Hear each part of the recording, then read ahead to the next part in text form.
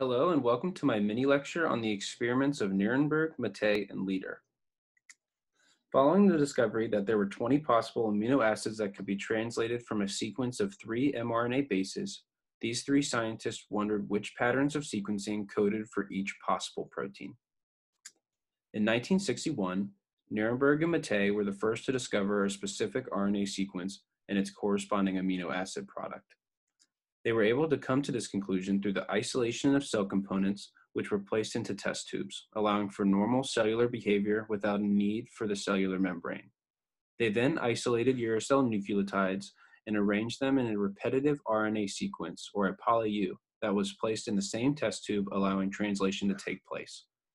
They then added all known amino acids to the test tube, with one being radioactive, and repeated the experiment 20 times, changing the radioactive amino acid each time. If the protein produced was radioactive, that meant that the radioactive amino acid was present and the codon UUU coded for that protein.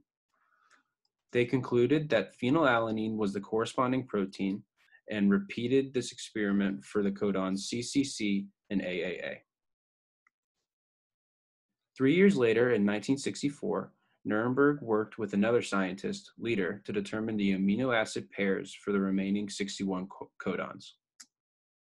They followed a similar procedure to that of the experiments conducted in 1961 in regard to placing all amino acids into a test tube, with one amino acid being radioactive. However, the test tubes in this experiment were filled with the remaining 61 possible trinucleotide codes in a ribosome.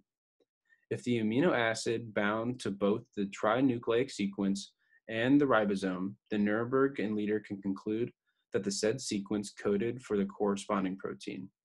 If binding did not occur, then the sequence did not code for the protein being tested.